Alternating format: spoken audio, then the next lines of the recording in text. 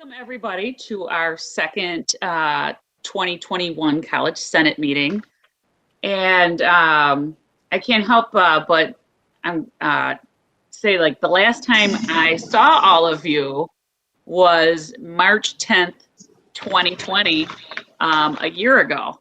So it was right at the beginning of the pandemic, and we had our College Senate meeting, and we had everybody on and everything was in flux, and we were all planning on, being in school for the rest of the semester and holding off and waiting, and we're not going to close. And then March 14th came, which is Pi Day, but it's also was the day that Western New York shut its doors. So it's been quite a year. So yeah, 364 days since our last meeting where we were all together in one room. And so I was thinking about that today when I was getting ready for the meeting, and it's just crazy just to reflect on that. And it's just been a really long year. But so with that, I just want to tell everybody, you guys are doing awesome. Thank you so much for everybody's hard work and adapting. This year has been absolutely insane and unprecedented, of course, and everyone's ability to work together and to better ourselves to serve our students has just been phenomenal. So I want to thank all the faculty and staff for your tremendous work over this past year. And it is a crazy week, but I feel that we're about to turn the corner, right? We got vaccines. There are a lot more available now. We're getting through different populations of the state that are eligible for the vaccines. And actually Erie County is leading the state with vaccinations. So, I can see the other side, right? It's coming. And we're almost through it. And one of the things I'm looking forward to is, besides this beautiful weather today and the fact it's going to be 60 degrees tomorrow, but on Sunday it is Pi Day, so 3.14, but we're also turning the clocks forward, and we're going to get that extra hour of light and be able to do more things outside as the weather is starting to cooperate with outdoor activities if you're not a skier, and with light and warmth. So with that, I want to leave you with that thought of light and warmth coming our way, and we'll be getting through this pandemic hopefully sooner than later. So, but just thank you everybody for all of your hard work and your support for this past year. So with that, I want to turn it over to Interim President Reuter. Thank you so very much, Colleen, and I echo your comments, although I was not here back in March 10th when this all started. I was at Hudson Valley, so a lot certainly has changed in this past year. I want to acknowledge that our Vice Chair of the Board, Jeff Stone, is participating. I know Jeff would go to Senate meetings in person, and he is joining us on video. Both Jeff and I, unfortunately, do have to drop off at 3 o'clock. We have another meeting that's beginning at 3, so I apologize up front for both myself and Jeff. Just some quick updates, Colleen. I try to obviously always talk about enrollment.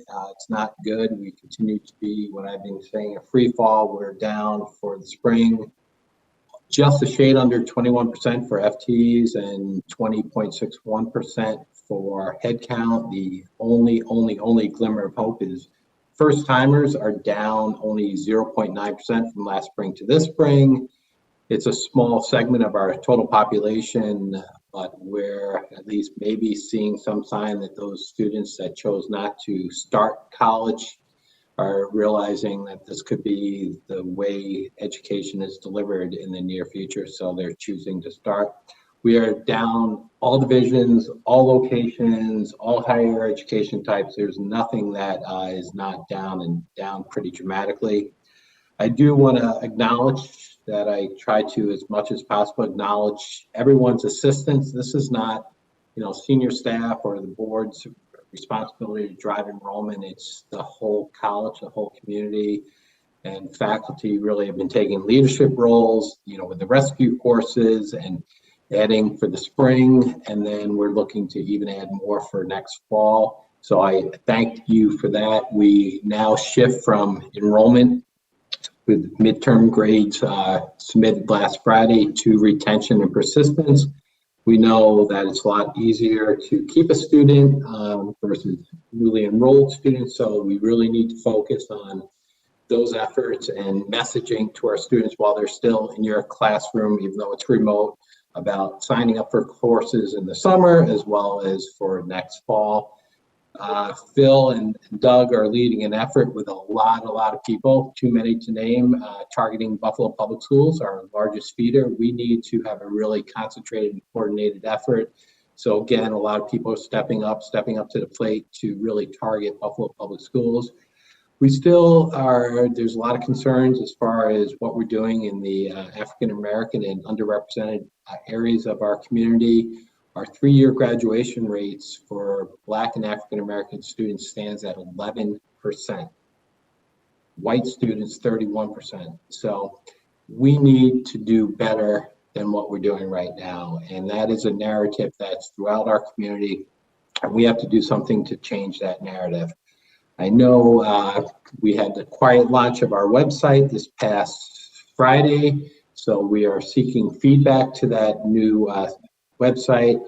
We will, I believe, be getting out this ECC student-only survey. I know, Colleen, you were very involved in disaggregating the data from the SUNY survey, but we need to do one just for our students to ask them the questions that are important to us. And we continue to work with as many community partners that want to work with us.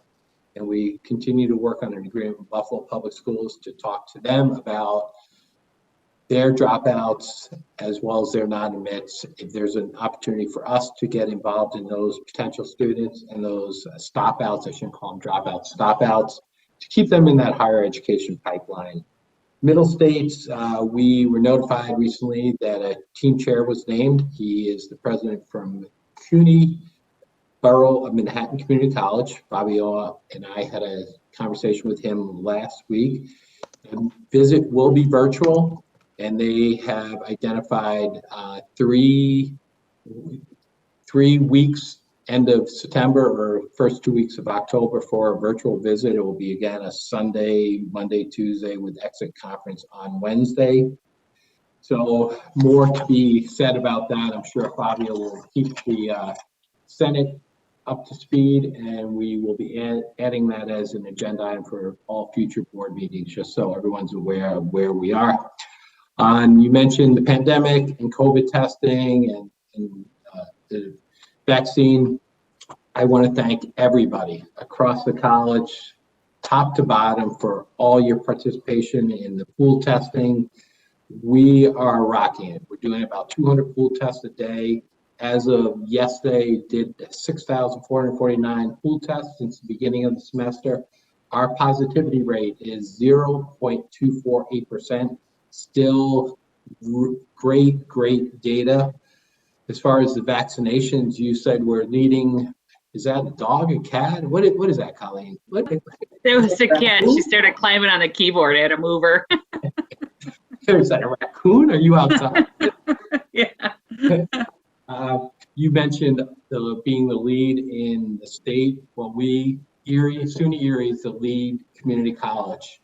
We have tested, as of yesterday, dispensed 28,274 vaccines at North and South Campus, 19,000 first vaccines and over 9,200 second vaccines. So again, great credit to all the volunteers and all the staff that are involved. We're not dispensing, it's not ECC's vaccines, but we're certainly very, very involved.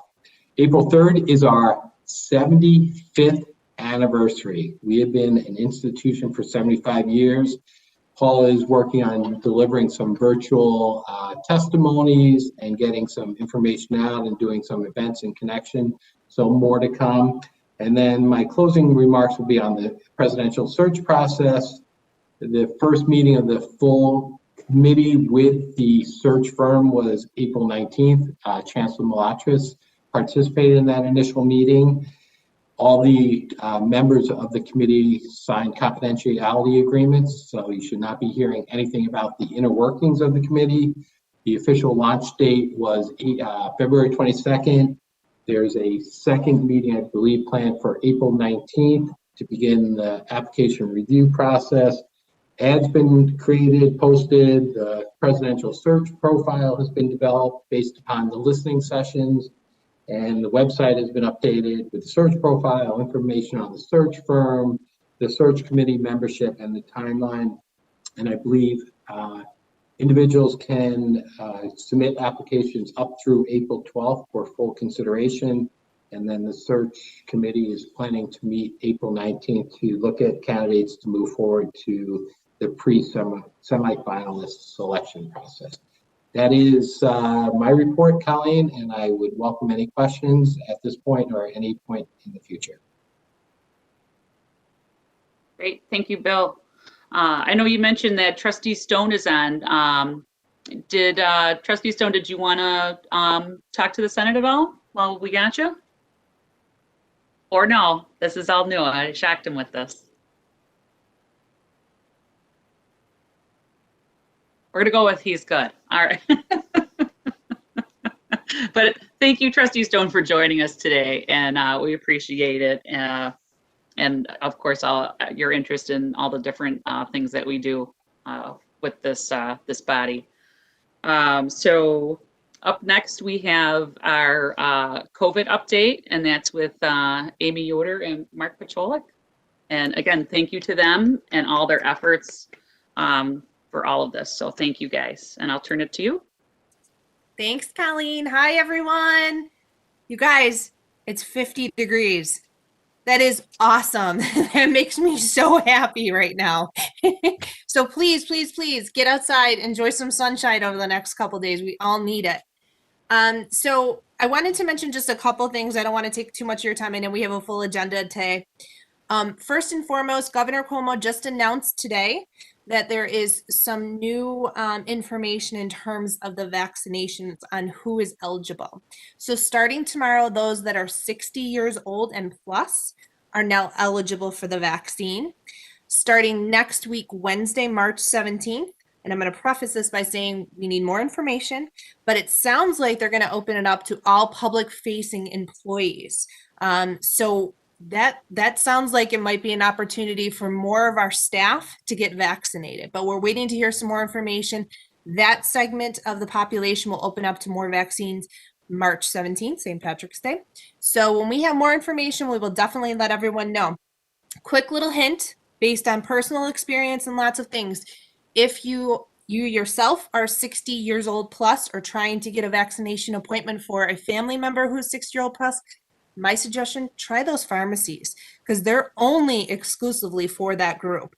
CVS has been great, especially if you're an early bird like me who gets up early in the morning. If you can get in, there's spots available early in the morning. And every time I look, there's more CVS locations that's offering the vaccine. So that's just a little hint from me to you. Check it out and look at that.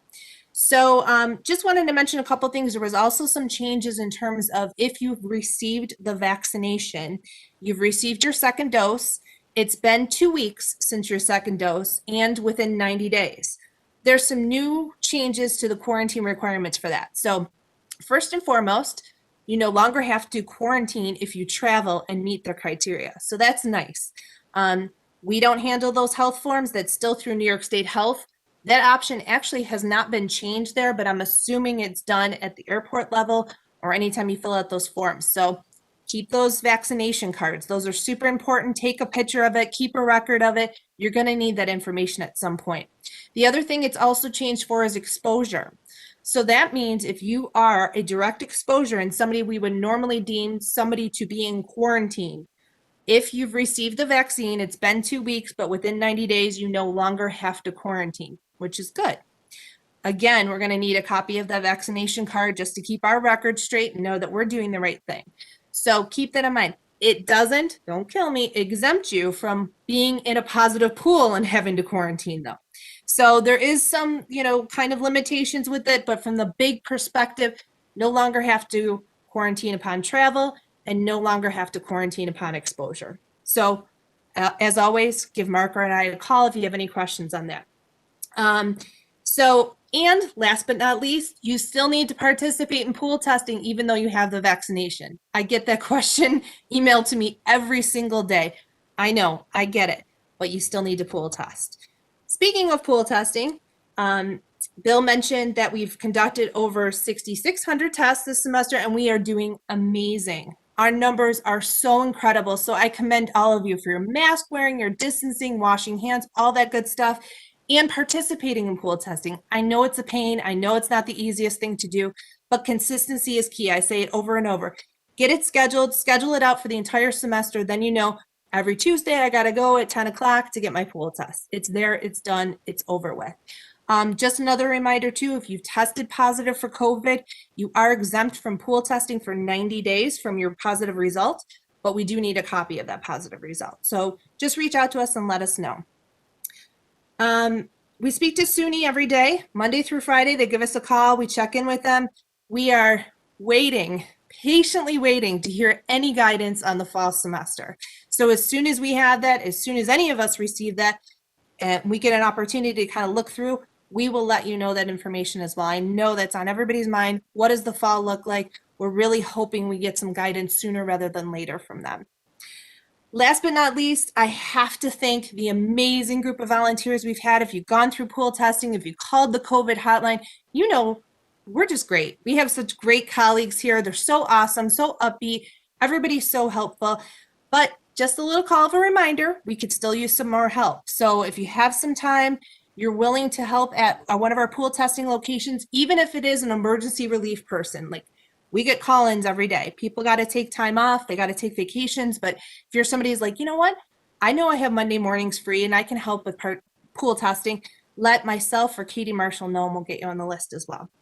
So I will pass it over to Mark for his updates from the county. Thank you, guys. Thank you, Amy. Thanks, Amy. Good afternoon, everybody. I'll start off with the county updates. If you need a rapid test, if for some reason you think you've been exposed or you think you have COVID, you can call the county number, the 858-2929. They moved all the rapid sites. They consolidated them to the Cheektowaga site, which is the Fire Training Academy Union near Broadway. And they have plenty of those tests. You can call and get an appointment the same day, so don't hesitate. As far as the pods updates, so as Bill and Amy have mentioned, our vaccine sites they're doing phenomenal. Tomorrow, the city pod will open. I'm glad it's not at our city campus because that would have presented some logistical issues. But tomorrow they will open in the arena in the Lexus Club. Unfortunately, the county does not have enough nurses or paramedic staff to have 3 sites open at once. So when the city pod is open, one of our pods will be shut down. So this week, North will be open today and tomorrow. People are getting their second shots. Thursday, both North and South will be open for the first shots. And Friday, just South will be open for the first shots. Don't be surprised if you see Gail Burstein. Dr. Burstein was here Saturday, and I just found out today that the county executive was here at South Campus Saturday and got his first shot here. So like I said, our sites are moving forward quickly. And to echo something Amy said, I just had the SUNY police chief's call at 1 o'clock today, and almost everybody to a T was saying the same thing about fall guidance. Everybody's looking to that. We're still moving. Doug's got a great handle on that plan, but everybody else is asking the same questions. That's all I have. Any questions, Colleen or anyone? Colleen, if I could offer just a sort of a follow-up. I was on a chancellor's call last evening, and colleges across the state are going about this in somewhat different fashions. I believe most are planning fall in person. SUNY Oswego actually announced they were going to have in-person graduations, which is contrary to all the guidance that SUNY has given us to date, that everything has to be virtual. Some other colleges piped up about doing some ceremonies in person. So everyone's looking for some guidance, and unless SUNY does provide specifics, you're going to have some outliers, everyone doing things differently. We are protecting our students and our staff the best way we can, and we believe the course that we're pursuing is the proper way to go, but you may hear other schools doing things differently. Great. Thank you, Bill, for that. And thank you, Mark and Amy. And I just wanted to also reiterate, because I am one of the volunteers at the pool testing site at South Campus, that if you've been vaccinated, you still have to get the pool test. I've been double vaccinated. I'm past the 2 weeks, and I pool test every Monday. And it's not a college thing, it's SUNY-wide, all right? So it's not anyone at ECC that's, like, you have to do this because we want your saliva. It's required by SUNY. So just keep that in mind. And so we're going to do things a little out of order today. On new business, I had Paula Sandy slated for to give us a little run through with the website, but she has a 3:30 drop off time. So I'm going to move that to up to here as part of a little extension of interim President Reuter's report. So thank you everyone for your flexibility with that. And I'm going to turn it over to Paula. Paula? Thanks, Colleen. As our interim president said, we did a quiet launch of the new website, which we've been working on for about a year and a half now, last week, Friday. So there are a few things that I do want to walk through with you on the new site. Colleen, as Colleen mentioned, I'm just going to give you a quick overview. But we do have some Web 101 sessions scheduled for next week, Tuesday, Wednesday, and Thursday. There was a message that went out in the staff newsletter on Monday. We'll also be sending it out for students. That gives you an opportunity for more in-depth discussion on the website and really walking through everything that's there, as well as what's coming up in the next few months. Because as any good website would do, it's always an evolving practice. So this iteration that you saw come out last week is the first wave of things that are being done. So I just want to talk about a couple of the things that, one, that are on the new site, and two, a couple of the questions, sorry, I got to find where it is, that are a couple of the things that are continuously coming up in conversation over these last couple of days. And questions people have been asking right off the bat. First and foremost, the big thing, my ECC link, keeping in mind who the audience for an external website is, which is potential students. My ECC link isn't necessarily the first thing you're going to be looking for, but it does have a place on the site. So it is in the footer of the website. I know people are not happy about that, but it is here. And if you can see, you guys can see my screen, I'm assuming? Yeah. So it is here at the bottom of the footer, but I'm also recommending that if you haven't done so already and you use my ACC on a regular basis, bookmarking the site is always a good idea. I do have a number of bookmarks across the top of my screen here of the things that I'm regularly using, Acalog, our old web server, our Informer reports. These things are all things that I use regularly. So I'm not telling you what to do, but I'm just telling you that the audience for this site is potential students. So my ECC wasn't necessarily in the forefront of the thought process, but it was something that we felt we needed to have a link on there for. The second thing that's coming up quite a bit right now is the fact that when people search the site, like you can't necessarily find the pages right away. We understand that. So this is an issue with Google propagation. This is not something we control necessarily. This is whenever you launch a new website, Google has to repopulate itself with replacing your old pages with the new pages. That takes some time across Google. Sometimes it goes quickly, sometimes it takes a little bit longer. We're doing a few things inside the house on our end, including putting keywords and some tags on the pages to try and move that along a little bit quicker. But in the meantime, we do have a sitemap that is at the bottom in the footer, as well, which will take you directly to the page that lists everything that we have on this website currently. So this is a good way for you to find something if you don't necessarily know where to look for it right off the bat. After we go through those first Web 101 sessions, especially as we start getting some of the feedback that is coming in, and the things that people are looking for, and the number of phone calls that I get on a daily basis asking me how to find something in particular, we will put some cheat sheets together for you on basically a breakdown of the site as well, to kind of give you an overview of some things, including those things that will be coming up down the road. I do need to say that I honestly do appreciate the feedback that we've received, both positive and negative, because it has been both. I just want to put out there that we did not purposefully leave anybody or anything off of the site. The menus were driven based off of the data from the previous site. And this was, again, remember, we had a design company that was on campus in the fall of 19 that worked with us very extensively, met with a lot of groups. We did surveys on these things. We put the surveys out last year with the design of the site as well, to really give everybody an opportunity to kind of weigh in about what was important and what was not necessarily as important. If something is not on the site right now, it doesn't mean it won't appear here. But what we have to be careful about is adding more things to the menu where everything becomes so overwhelming that you're not going to be able to find anything, because we don't want to get back to the same place we were in before.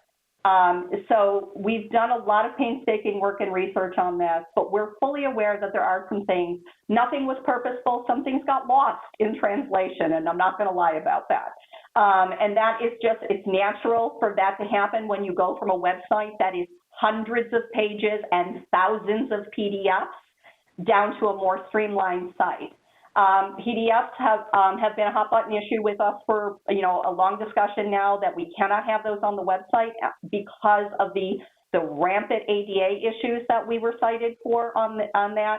Even with an accessible PDF, the PDFs still are not fully accessible documents unless it is a plain text document.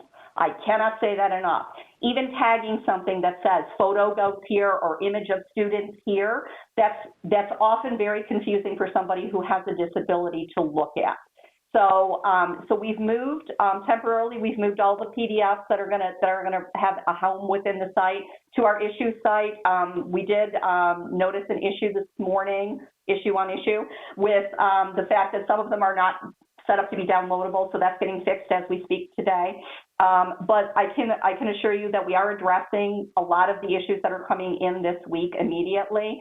As we're learning about them, I'm catching a lot of things as I'm going through it, but you can't imagine what it was like to have to go through this site on a daily basis for months on end and try and to make sure that we had everything where it was supposed to be.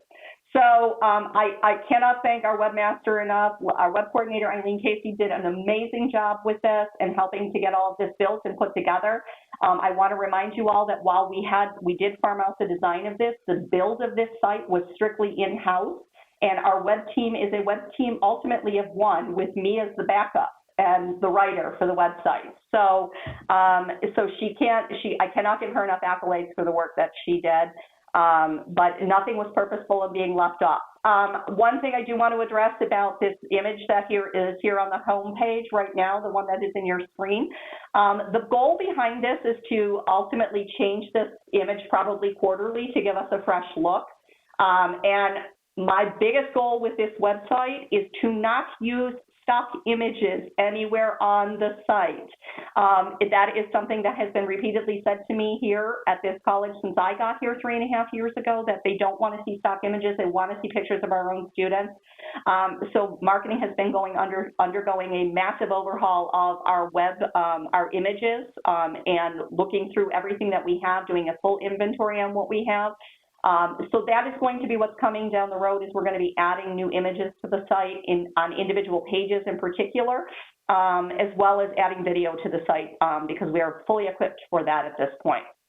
I know a lot of this is very different, and I know change is very hard.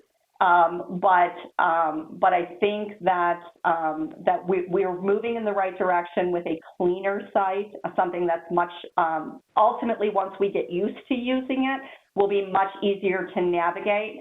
And that is the ultimate goal with this site down the road. But that is, that's my 101, very brief 101 overview nutshell. Does anybody have any questions that you're hoping that I can address today for you? Anything earth-shatteringly urgent? Hi, can I say something, Colleen? This is Tiara from the library. Yes, thank you, Tahira. Yes, hi. I met with the library chairs this morning, and we've all met with the librarians and have had a lot of feedback from students as well as teaching faculty members. And I just wanted to bring up a couple issues. Obviously, I can't address everything with our library site, but students obviously can't come into our library, so they heavily rely on our virtual resources. But once they get into our virtual resources, a lot of the links, have not been redirected. So they're hitting a brick wall and not getting to the information that they need. And then I think, I think the rollout mid-semester is causing a lot of frustration. Midterms and things are due next week. They have assignments due and they can't find the research materials that they need to get their assignments completed on time. And so I think, that has been an issue. I think also ADA compliance issues were mentioned about our website, specifically towards the bottom, the desktop version, as well as the mobile version as well. There are some ADA compliance issues with that. And I think another thing that I'm just going to mention briefly is, the librarians as well as other faculty members are undergoing evaluations. They have already scheduled teaching sessions using these resources that we're accustomed to using and being able to access. So it is greatly impacting, their ability to conduct their evaluations and teach without having the typical resources that they would use for that. So those are just a few things we were hoping. I know those forums are next week, but we were hoping to maybe even perhaps meet with Paula to go into some things in depth regarding that. We've also been getting faculty feedback as well, which I won't go into, but those are just the main concerns. Thank you. So we should meet separately about anything that's missing. Again, if we miss something, there are a couple of iframe pieces that we do have to add to the library site, which we're fully aware of. But beyond that, most of the resources should have been translated over unless they were PDFs and those got moved to the issues site. So I'm going to have to look to see what specifically. I know that we didn't get anything specific from the library. I got some pretty heavy criticism from library staff, but nothing nothing concrete was given to us. So more than happy to have a conversation with you offline on this. Again, there was nothing deliberate on this, despite some of the commentary that has come in. So we should probably talk about that offline. There is a question in the chat about the best way to notify us about missing items from the website. Doing a job request is perfectly fine through the Marcom system. That link is in the footer as well, because the marketing page is not an active page at this point on the website. But we will be putting some rebranding stuff up there at some point now that the new site has launched. Yeah, so Joanne, feel free to put anything you want through the marketing job system. We've received quite a few job orders through that. Those are getting turned around a little bit quicker right now than my email is, as my email's been inundated. So I have to move all of that stuff from my email into the job site for our staff as well. Okay, thank you. Paula, Thank you, Paula. can the library schedule a meeting with you to further discuss these things, or at least with our systems librarian as well, and Dr. Smith? Yeah, okay, absolutely. Thank you. Great. Thank you, Paula. And I just had one question for you. With the Web 101 sessions, those are next week, and they are in the marketing email, or? They were in the staff newsletter on Monday. There's Tuesday, I want to say Tuesday at 1 o'clock, Wednesday morning maybe. I don't remember. It was based on when I could cram things into my schedule next week. Yeah. No, that's perfect. Thank you. I'll make sure that I link to that when I send out the update this week. Thank you for that. Awesome.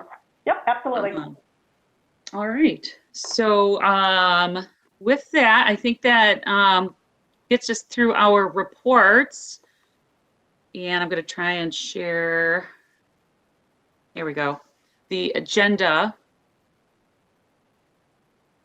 And so we have some old business. Actually, we have a lot of old business today. So first is an update on elections. And Michael Rio, if you could join in with that. I'm going to pull up the election PDF. Hopefully we can see it. Can everyone see that?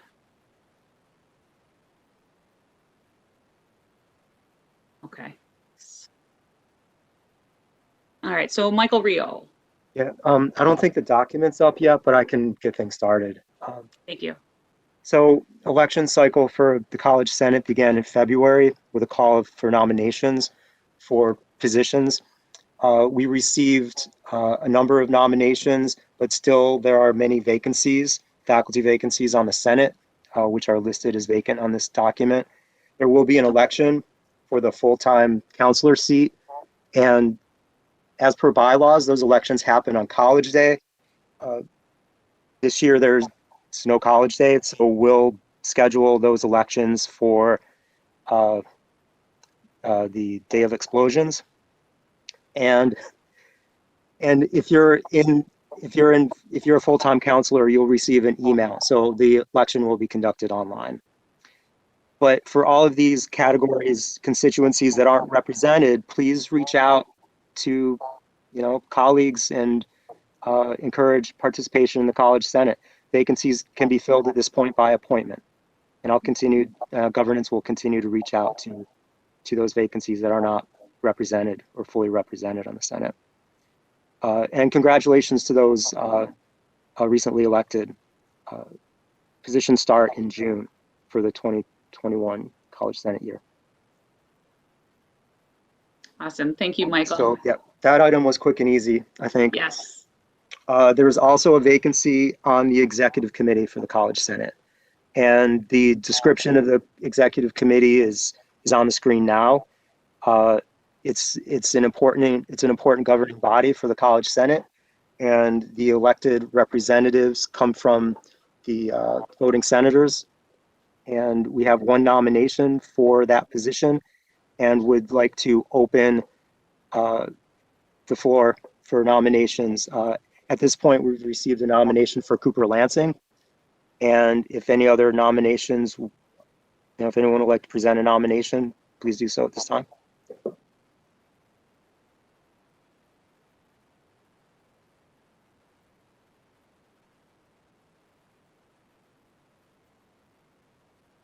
Hello, this is Kim. Can we nominate without having someone's approval at this time, or no? It would be a senator that would need to be present and would need to accept the nomination before we move to vote. And I don't know if I can see who's here. I probably can, but I don't see it all on one screen. So somebody's probably looking at that. I'm going to stop sharing so we can see people better. I'm not sure if the nomination will be accepted or not, but I'd like to nominate Tahira. I did reach out to Tahira. We received your nomination, Kim. I'm sorry I didn't CC you on that. Tahira respectfully declined the nomination. I don't want to put her on the spot because she did get right back to me on that. But thank you. That's okay. I know she's busy. Thank you, Kim, for your nomination. I appreciate it. I'm just involved in so many things right now, and some new things I'm trying to get started. And I don't know that I have the time, available to devote to both of them. So, but I do thank you for thinking of me in this situation. Welcome. Any other nominations from the floor?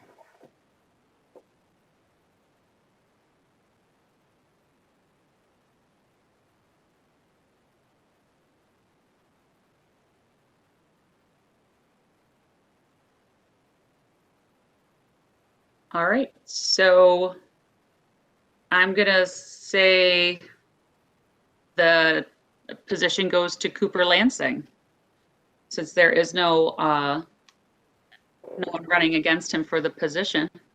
Cooper, are you with us?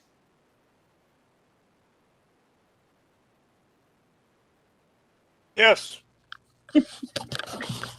Congratulations, Cooper. Congratulations, Thank you. Cooper. Thank So in order to make this official, since we're not going to have a vote, there's only one person, Kim, we're going to need the secretary per Robert's rules to cast one vote for Cooper. I don't know. With some research thing, or I don't know what it was. Kim? Yes, I vote for Cooper. Nominate voting for Cooper. I vote for Cooper. Okay, thank you, Kim. So that's per Robert's rules, we have the one vote casted for the non-contested election for the position on the College Senate Executive Committee. So congratulations, Cooper. Did you want to address the Senate?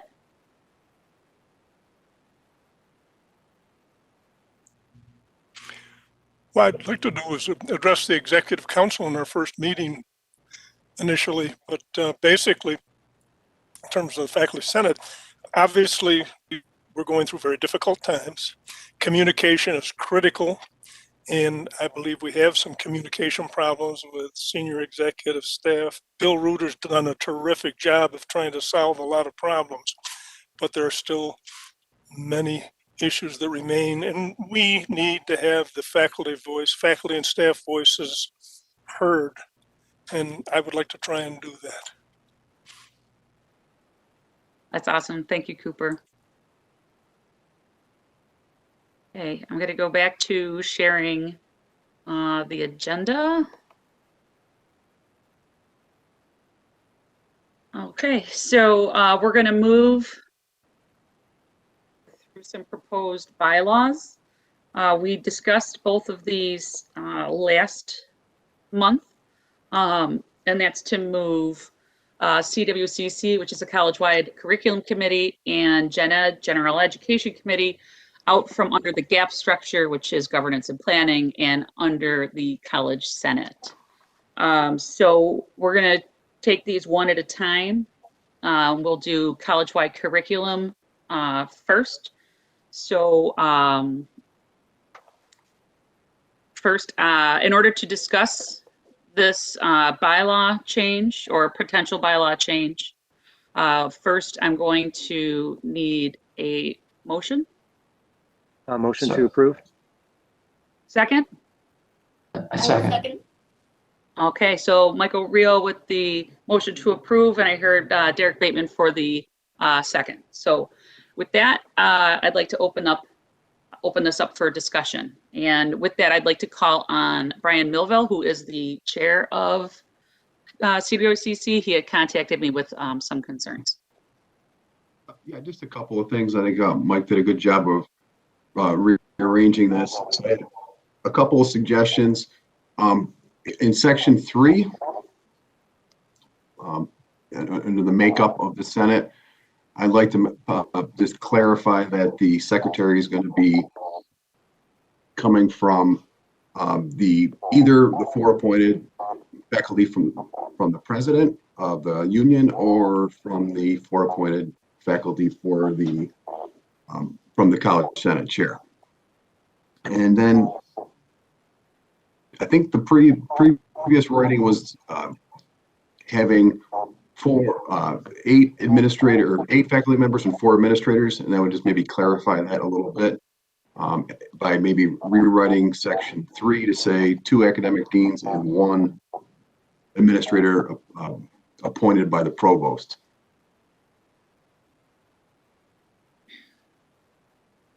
Can you hear me okay? I'm in a different location than usual today. I'm in my office, actually. No, I can hear you. I'm just looking for, what section is that in number 3?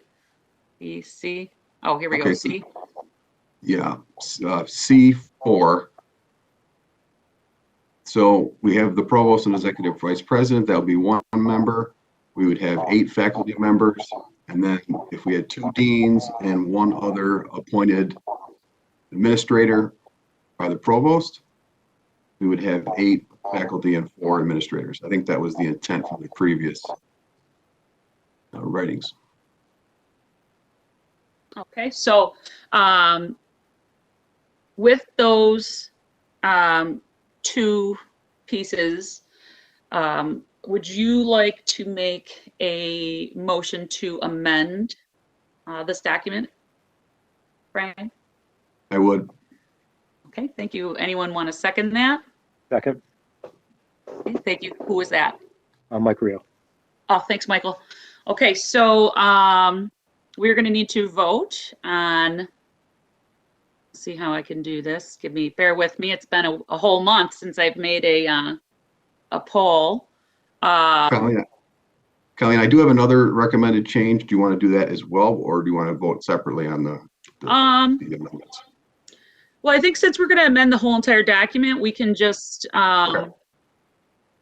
make a motion to amend and do it all at once. Colleen, Okay. we might want to do the amendments separately. I don't know if our parliamentarians on the call. Parliamentarian just chimed in and said, we can do it all together at once. Okay, So sounds good. Awesome. So thank you. So any discussion on why Brian would like this amended?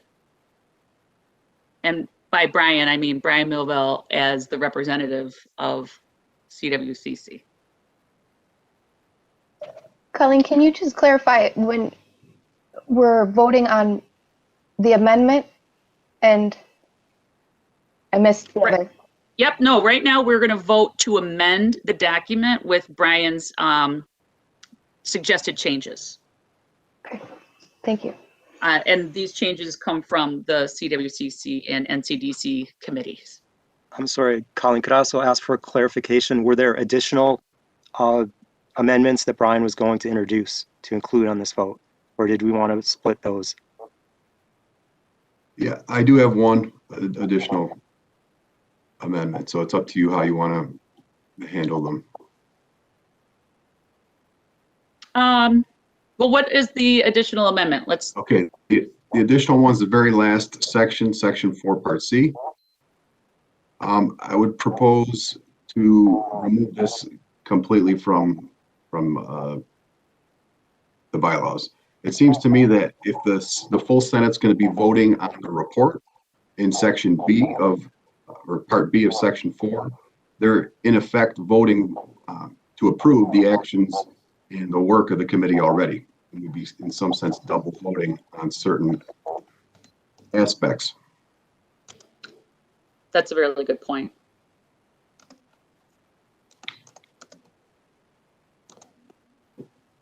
And that's all the suggestions I have. Thank you, Brian. As long as nobody objects, which I don't see anybody or hear anybody objecting, we'll do all 3 amendments at once. But first we are going to need. Can I just ask you to repeat the first amendment? Sure, give me one. I can talk while you're working, Colleen. It's just to clarify the secretary that it's going to come from the 8 faculty members, either the 4 appointed by the FFECC president or the 4 appointed by the college senate chair.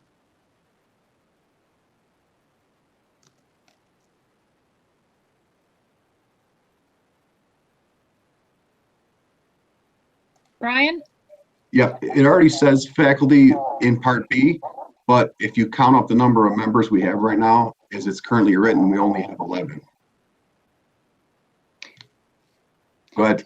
To go to section 4, the end of it there. I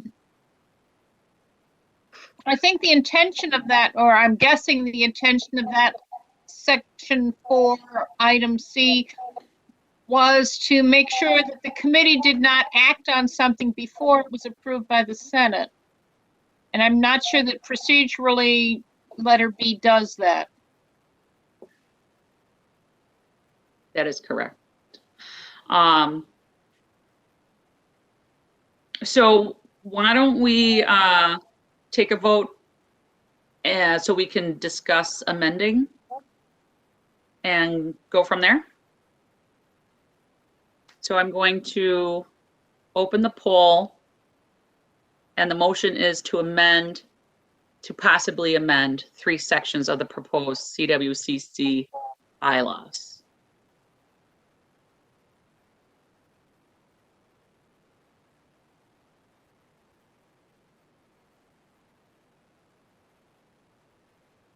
So I'm just going to mute myself for a minute while everyone has an opportunity to.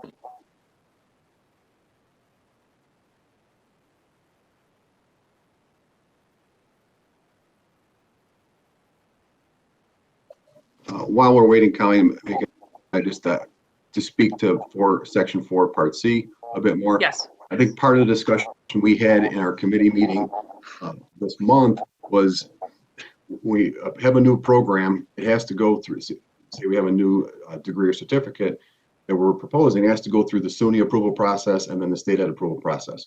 And then that's a very time-consuming process.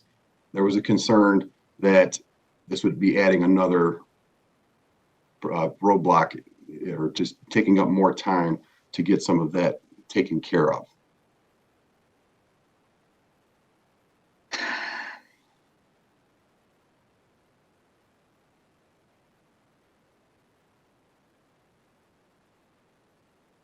All right, it looks like everybody's done voting. Wait, how did I vote? Who's that? Greg. I don't know yet. I gotta close the poll, Greg. Oh, I see. Oh, the ABC thing? Yes. I'd like to speak to that. Okay, wait 1 minute, okay? Okay. Okay, so you should be able to see the results, and the motion to amend the CWCC bylaw change has been approved. So with that, let me just get rid of that there. We are going to start from the top and work our way through to the more controversial ones. So the first piece was in section 3, part B, with the clarification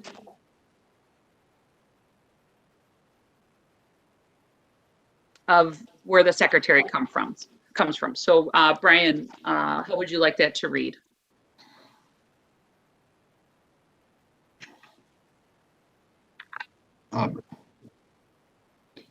It's going to be coming from the committee faculty appointed by either the FFECC president or the college senate chair.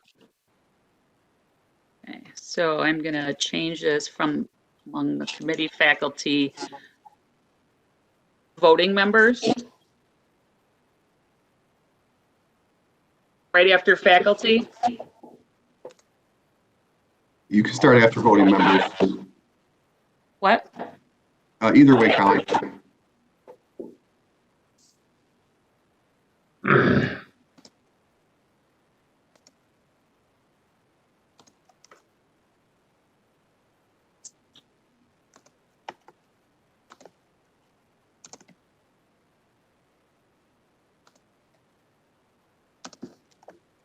Oh, appointments.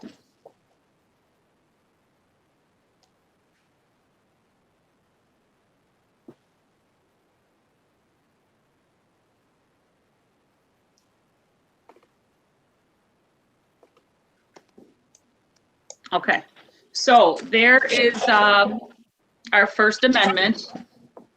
And I have a suggestion on that. Thank you, Derek. Just for English, there shall be a secretary to take minutes appointed by, and then you don't have to take minutes at the end of the sentence. It would be easier to read. Or ignore it altogether. To take minutes.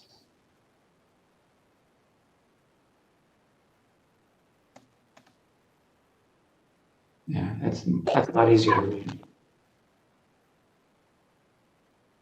Okay, any other comments, discussion questions on this amendment change?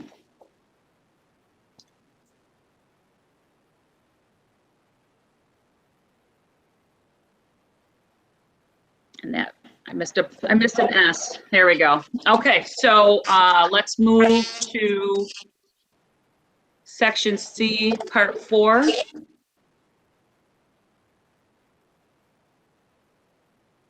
So I think I was trying to add at the end of that, section 4, and 1 administrator appointed by the provost. Unless Doug or anybody from the committee has a different thought on that, but that would give us a total of 12 voting members. Right, where 8 will be teaching faculty and 4 will be administrative, and that'll keep the 2/3 in the faculty. Yeah, Colleen, you could just drop that down as item 5. If that's okay. What? You could just drop that down as item 5. Got it.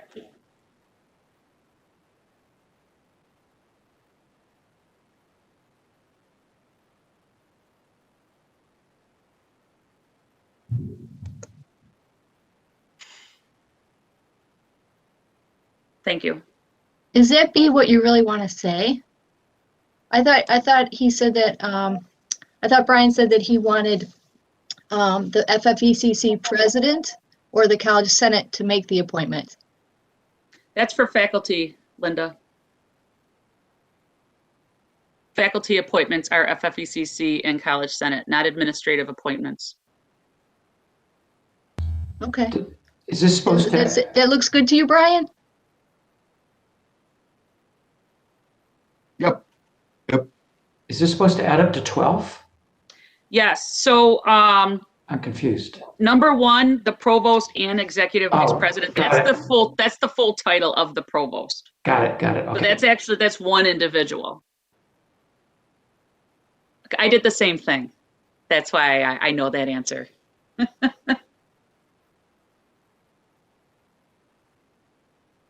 Okay. My chat is blowing up, so I'm just gonna pause for a second if you guys don't mind.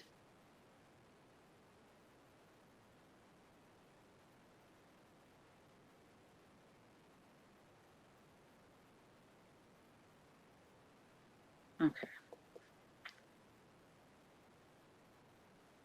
All right, so we have these 2 amendments, well, 3, I guess, two amendments. We expanded the language on Part B, and we added a 5th voting member under Part C. And let's see, Section 4, Part C. I feel that Section 4, Part C may be a little bit more, I don't know, let's talk about it. How about that?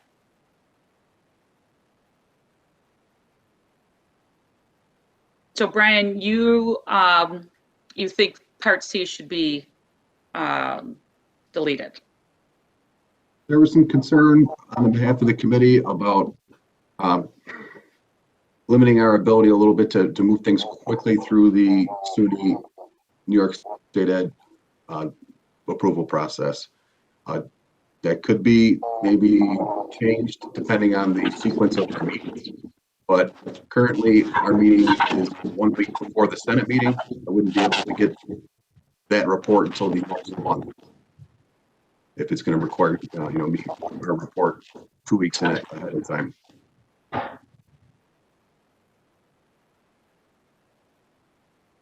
I agree. I think we should take that C right out of there. Okay, who's that? Greg, Greg? yeah, we don't need more hurdles. I'm working on a welding program now, and I downloaded 27 pages for New York State Ed and probably a like amount for SUNY to get a program approved, and it's got to go through 2 committees. Brian, I think, is on both. I think the timing becomes a problem about when the committees meet and when the Senate meets, and we could get a time crunch because we're going to try and start the program in the fall. The program, by the way, is for welding. Okay, I will speak directly opposed to that until I have further clarification, because I see this as a governance issue. I understand the timetables. We've all worked under those. But what is the structure of governance in terms of authority? If you take that out, the way I read this committee can act and do its work without Senate oversight. Because we won't be able to undo what they've done. And that's my concern. I understand the timetable, and God knows we've all dealt with SUNY and unrealistic timetables. But if it's a governance issue, which way do we go? The role of the Senate is to provide oversight, and you're doing an end run on oversight by taking that out. I'm going to add on to what Patty's saying. So this is Erica. I think one of the things about C, and Brian, maybe you can clarify this for me. There's only specific things listed after that would need Senate approval. Does CWCC do other things besides create new programs and merge or deactivate programs? Yes, there's also modifications to programs. The program makes changes from their last registration with New York State Ed, and those accumulate to over a third. They have to go through a modification and re-registration. So it sounds like that the things that need Senate approval aren't a lot of those things. They're just if we're creating new programs or deactivating programs. Or merging, obviously. That's correct. So I tend to think if we're dealing in broad strokes with creating or deleting programs or merging programs, I think the Senate should vote on that. So that is correct. If you're creating a new associate's degree, there's an additional step in the SUNY pipeline process. But yeah, I know. Yellow. I know. To Colleen, this is Kathy Colesto. Just to Greg's point, I think that the previous document explained that NCDC was folding into CWCC better. So as a point of clarification, that process internally, we were trying to streamline. So that is hopefully going to allay his concern on that. But to speak, I guess, about the creation of new programs, like in the previous writings of these, FFECC has a say on deactivation and or merger of programs. The creation of new programs and or degrees and certificates, that is really where the timetable, I think, is a crunch. Correct me if I'm wrong, Brian, but I think that's more of our concern. And perhaps you can speak to how long the SUNY and SED approval process was for one of our more recent programs. And I understand the concerns, but just if there's some way we can rewrite this so that the committee could do its work and then there's a vote post. Well, my problem over and over, if you can't undo what the committee has committed the college to do with SUNY. The role of governance is to make those academic decisions. That's the job of the Senate, is to provide that academic side of the house. Right. And I guess I would argue, Katie, that we are doing that by the Senate chairs appointing 4 of the faculty members to that committee, right? They're also, the Senate's going to fully vote on the recommended chair and vice chair. So they do have that over top of it. This would be a pretty, somewhat of a change from how we currently operate. I'm not saying that might not be the end of the world, but this is definitely different than the way things currently function. And I guess, can you clarify, Patty, voting to approve the committee report is not sufficient? To me, it appears to be after the fact. You, as a committee, have moved forward. You filed papers. You've moved it on to whatever place it's going to go, and then 3 weeks later you bring it to the Senate and said, well, this is our report. Last week we approved this and we did this. Now, we don't vote on reports. We accept reports. Parliamentarian, I think we're right on that one. So we don't have a governance role in it as a body. We've given, you're right, democracy, we elect candidates, we do that. So there is some of that. I want to make sure that the role of governance of the Senate is not circumvented inadvertently. I agree that you don't currently vote on those reports, but as this bylaw is written, it says committee reports require an affirmative vote of approval by the Senate before recommending action to the president. Okay, are we voting? Yeah, that's a parliamentarian question, and I'm not a parliamentarian. Well, should the new programs come to the Senate first then, instead of the CWCC? So the Senate can vote to see if we want to process it and then send it on to the CWCC? That almost seems like what you're saying or asking for, Patty. I'm not sure if that's the right way of doing things. Well, I'm with, I'm looking at this, trying to figure out what is the right role for the committee, what is the proper governance role for the Senate, how does the Senate maintain its governance authority, and provide that extra level of oversight. Given that we live in a world where the timeline is not going to be ours. The timeline will be given to us. You'll get the phone call from SUNY and say, you have to do this. I'll I don't know what the best way to do that. By doing it your way, Dave, we're kind of circumventing the work of the committee. What does the committee do? How does it process this? It puts things together. Well, the committee is a subset of the Senate. So I guess I would argue the point that the committee is made up of the senators who would be voting on this in the Senate. And were appointed by the Senate chair or whomever. If I could chime in quickly. So what a lot of times things don't come to this college Senate first. It goes through committee and then pipes up and through the Senate, and then we send it on. So we've seen that a lot with like board policies and things like that. Like that what came from academic standards, it came to the Senate, and then we approve or not approve, and then we send it to the next step. So I think that's what C is saying, that it will come from CWCC, it'll come to the Senate for a vote, and then we would send it on to SUNY or wherever it needs to go, is how it's currently written. Which is how the other committees of the Senate are functioning. Or we're trying to get them to function that way, anyway.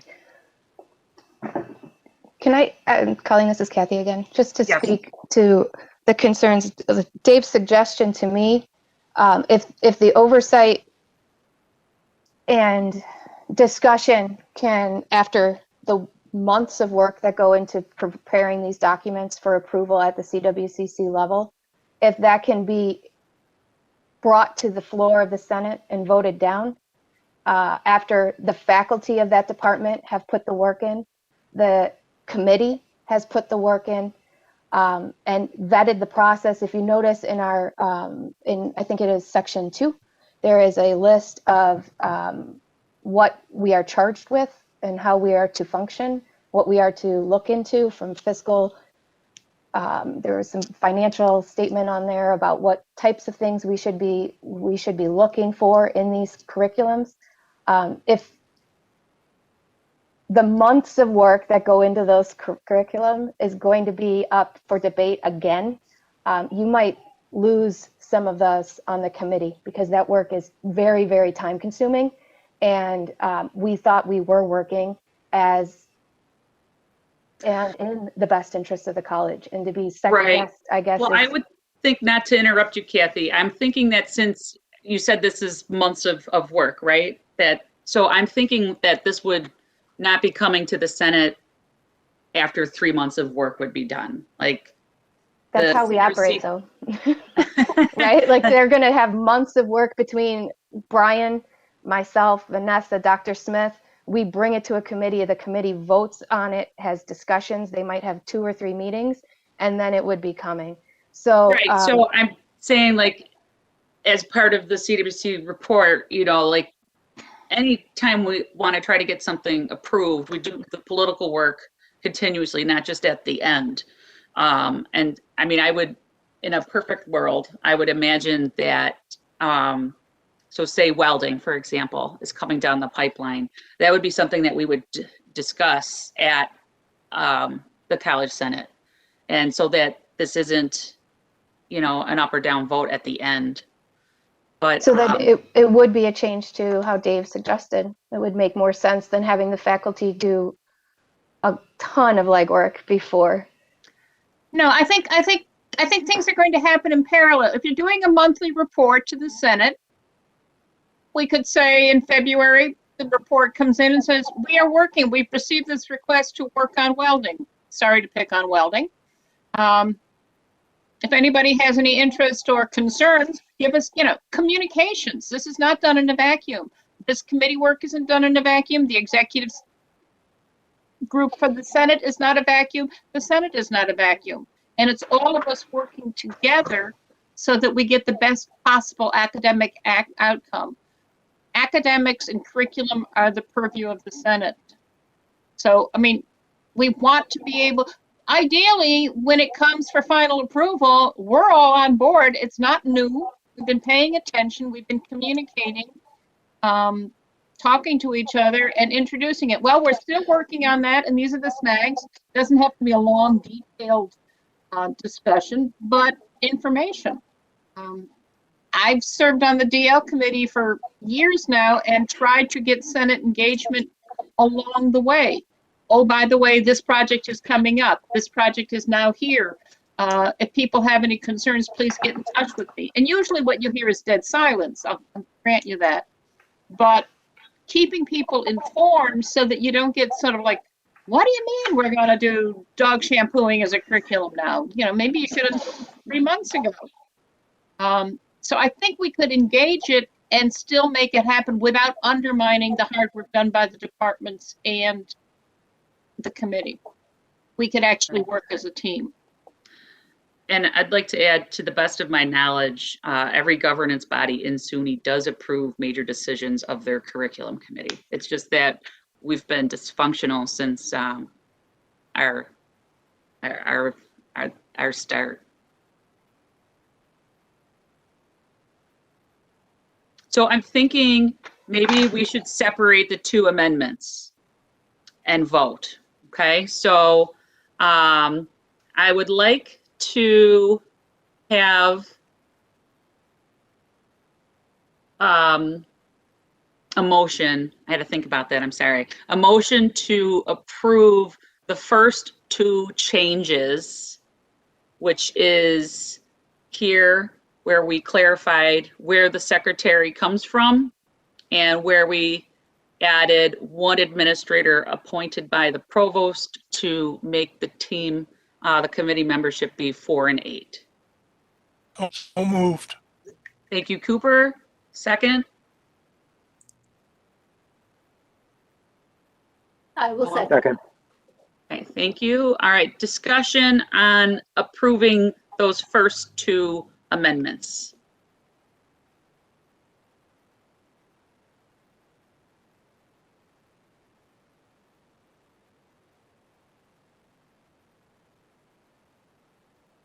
Okay.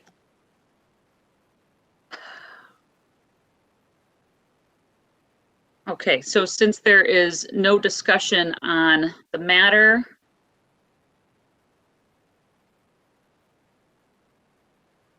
it is approved.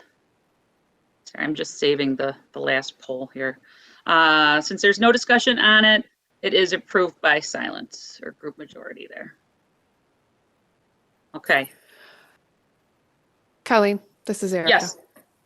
I'm just going to take the time then to remind people that the Faculty Caucus of the Senate will be meeting next Tuesday from 2:30 to 4, where we can pick up this robust discussion and keep going so that we can have clearer language and kind of work out those knotty spots. We don't have to do it at Faculty Caucus, but that's partly why the caucus exists. That's all. My plug for Faculty Caucus. Okay. Thank you, Erica. So I guess, let's see. So now those two changes have been approved. Let's talk about, well, we've talked about this, right? So the motion, please correct me if I'm wrong, is to strike, what is it, a C? Sorry, I got a million windows open. To strike Part C from Section 4. Okay, so can I have a motion to strike, to approve the amendment that strikes? So moved. Second. Thank you. Any discussion? Can we call the question and have a vote? Sure can, but then we have to vote on the Right. call to question. How do we get there, that Colleen? Would it be better to table? Well, if there's no discussion, I can just throw the poll up and we can just vote. Could we look at 2C and D? There is no, You're in section 4. Left is section 2. okay, we're on Section 4 right now though, Greg. We already did, we gotta do one thing at a time. But I think Okay. the mission is in section 2. So if this contradicts your mission, I think you should look at it. All right, so as part of the discussion for Section 4, Is to look at the mission for this committee.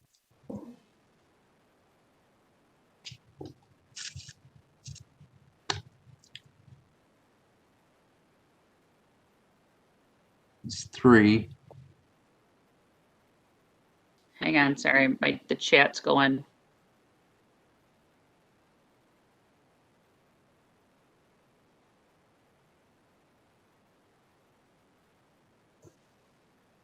So what I think Kathy was saying that Part D is already taken care of. There is a lot of work to get all that approval stuff set up.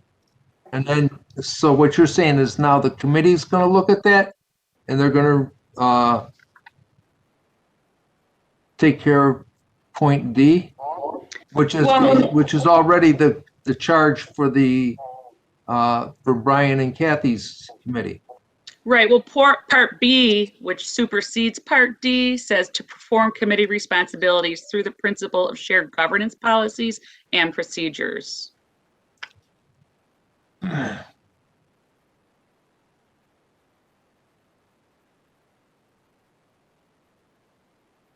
have a question. Marianne? Yeah, just a basic, simple question, not the procedures here and all this work that's gone into this, but what is the overriding goal of making this change? What are we trying to achieve here? By striking it? By making this amendment, yeah, what are we trying to achieve? Can I respond to that, Colleen? Just simply. Yes. Yeah, Dr. Scheit? One aspect of achieving this is recognizing that in order to launch a new program in September, we need to put that into the catalog, which is published on June 1. So we need an approved program, let's just say by May 1. That's state ed approved, so back that up. SUNY approved, back that up. And having left the college, so we're talking about the process between the intellectual work of the department and then the process through whatever that is, between leaving the department as intellectual work of the disciplinary experts in that field to leaving the campus. And typically, folks don't start the build of a program until September when they arrive back on campus. It becomes very tight at best if that build of a curriculum leaves the department by December to get it approved in time to be in the catalog and launched for the fall. So one aspect of this is if we have multiple levels of approval, one of the things we've changed, by the way, to streamline this is to fold NCDC into CWCC because we found that we were duplicating questions and discussions. So that's one of my concerns about however we do that between the intellectual work leaving the department and the proposal leaving the college to go to SUNY. If that takes a significant amount of time, we are talking about a 2-year build of a program, because if this does not leave the campus around the end of January or the beginning of February, it will not be in the catalog in June.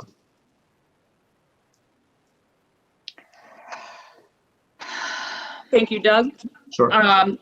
With that, I know there's all these timelines and things, but I want to say when we, one of the quotes that I take back from every time I'm at a SUNY governance conference and things like that is that good governance takes time, and that we know we're doing what's right by academics and governance if it is taking more than, you know, a month or two, because we are doing it appropriately. I'm wondering, how did your previous institution do it? No proposals came from a department after January 31st, period.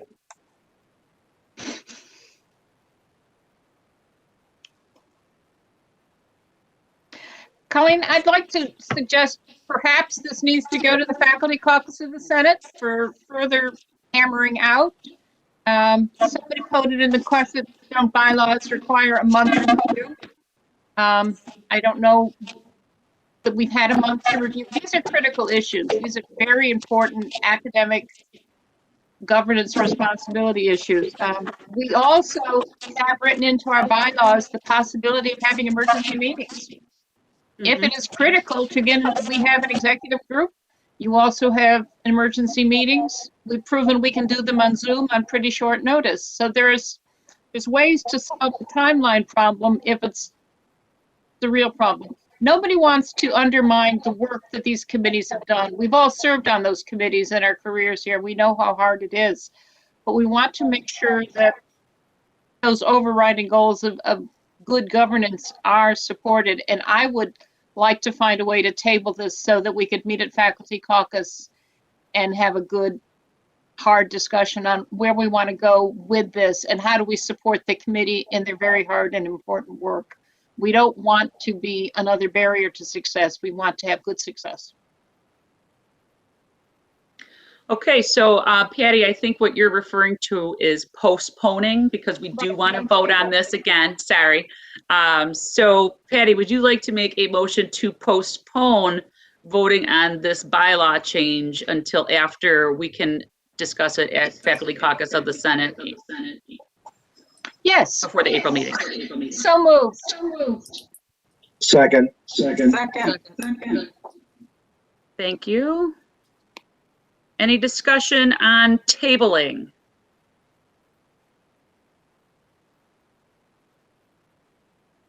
Okay, I'm going to call to question, or I'm postponing, not tabling, I'm sorry. I'm going to call to question since there's no discussion.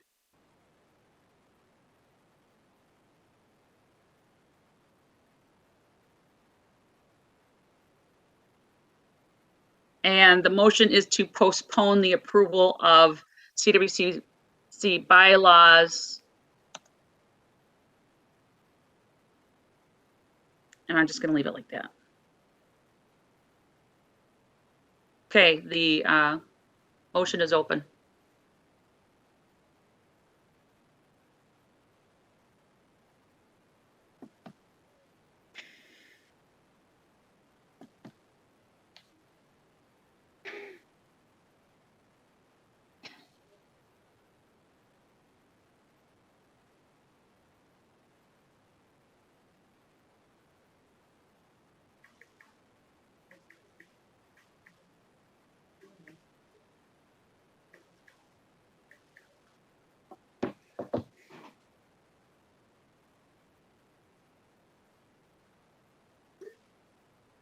Okay, I'm going to close the poll.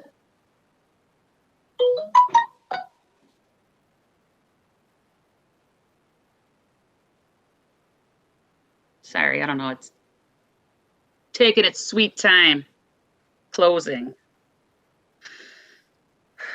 Somebody needs to have a conversation with Kathy. I can hear you, Michael Delaney. All right. And you can see the poll results, and we can see that the motion to postpone the vote on this bylaw concerning CWCC has been approved. All right. I'm going to stop sharing for a second. Okay, so with that, I know Brian had mentioned that possibly striking the similar statement from the Gen Ed bylaw change was a possibility as well. So I know I have it on the agenda. We are coming up against 4 o'clock. So I'm wondering what is your pleasure today? Would you guys want to discuss both Gen Ed and CWCC together so that they are mirrored and ready to go for April? And we can talk about it at FCOTS, and we can attend, you know, we can do like a group meeting, schedule it in there somewhere between April so that everybody's concerns and everything is fully discussed before we vote. I think maybe to make that productive, Colleen, we should see if there's any other points of conversation or amendments proposed for Gen Ed. Okay. Let's see if I can.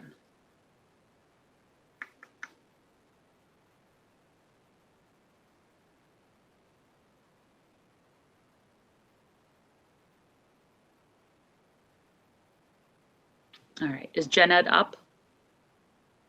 Can you see it?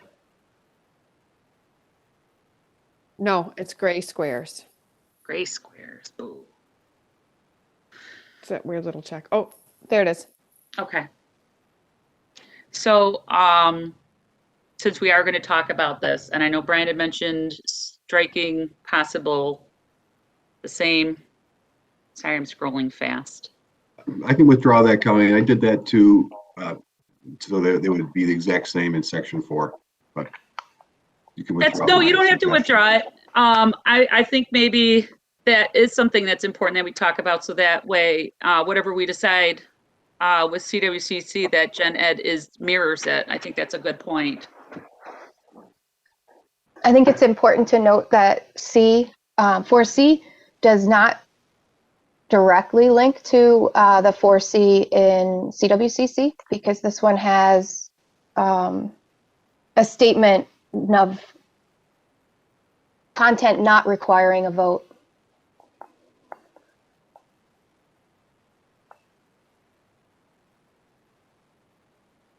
Okay, so yeah, I think then that would be the work of the next time this group gets together to talk about those two specifically as how they really relate to each.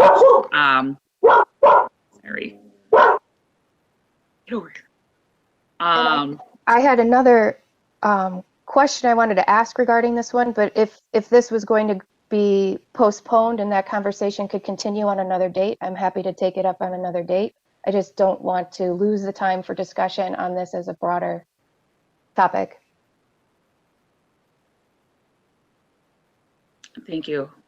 So I think, even though we do have this vote on the agenda, so I think at this time I would like to take a motion to postpone voting on the Gen Ed bylaws until we could discuss it further.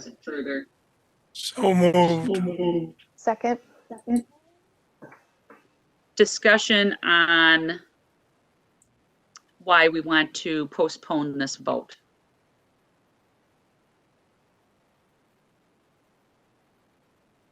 All right, so there's no discussion. I'm going to call to question, and the motion passes.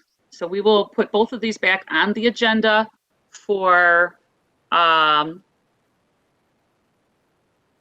there's any objection, of course. Otherwise, we'll go with general consent.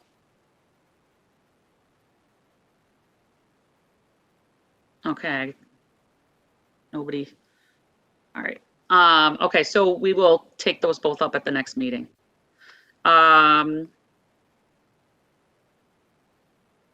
Lost track of where we are on the agenda. My apologies. Okay, so that is going to move us to new business, which we already heard about the website from Paula Sandy. Thank you, Paula. Marianne Partee is with us to share about Explosion Day, which is this Friday.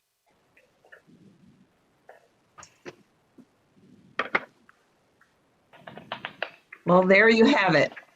Friday is Explosion Day. We do not have College Day, so in place of that, we just have a mini session in the afternoon. So I would encourage you all to come. They are informal sessions that takes the place of what we would talk about if we were in the corridors. There is a formal session, more or less, about Workday, because I think that is one of the things we're all concerned with.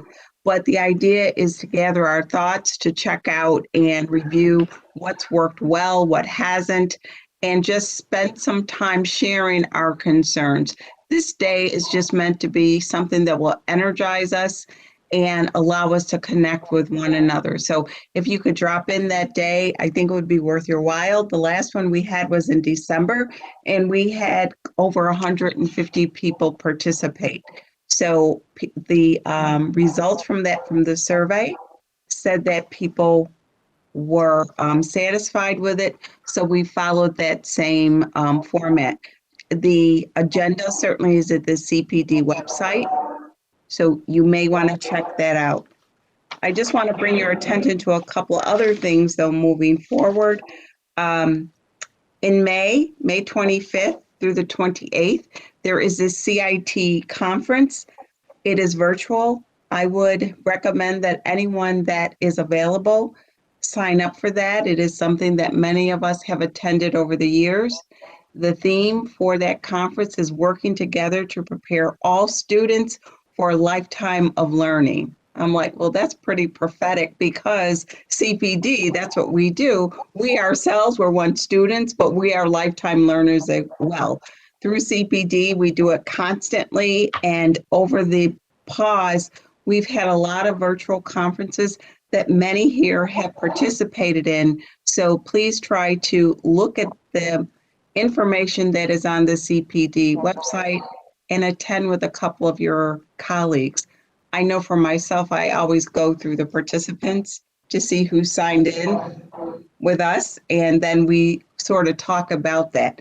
One of the big things that happened from SUNY in terms of conferences, they had a forum back in February on diversity, equity, and inclusion, and it was many people couldn't get in. It filled up. So their keynote was Teresa Miller, who is the Senior Vice Chancellor.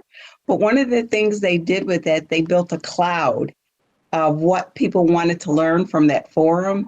And the two things, the most popular two words that came out of it was students and inclusion. And we struggle with that here. So try to make sure that you look at the CPD site for virtual conferences that would be advantageous to your interests. They have it for faculty, counselors, support staff. There's lots of things that I think are just energizing that is worth your time to look at. And the last thing I want to leave you with is that we will have Summer Institute. Our semester is ending early. So my thought is that we might have it the second week of May, but in all fairness, I'll send around a poll to see what date most people are interested in attending for that. And hopefully we will be able to have a guest speaker. We don't know what the COVID will look like, but maybe we'll be able to meet in social distance because it'll be after the semester ends. So that's kind of all I have that I think you want to hear since it's after 4, right?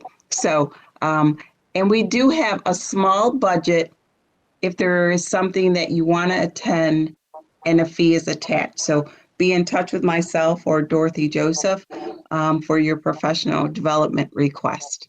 And that's it. See you guys on Friday. Awesome. Thank you so much, Marianne. And I want to thank everybody for being here today and for that awesome discussion with the CWCC, because that is what governance is supposed to do. That is what we are supposed to be doing. We're supposed to be having discussions that are robust about academics and our curriculum and what we want to contribute out there. And I know it might seem like we didn't get a whole lot done, but I would disagree that we had great conversations and some steps to move forward so that we can continue the conversation in April. So I just want to thank everybody for that took part in that. Thank you, Brian, for bringing forward the concerns from CWCC and NCDC, and for everything everyone's done today. Get out there, get some of that sunshine, get outside tomorrow. It's going to be beautiful the next couple of days. Get out there and get some vitamin D, everybody. And I'll see you in April. And thank you so much. Take care. Thanks.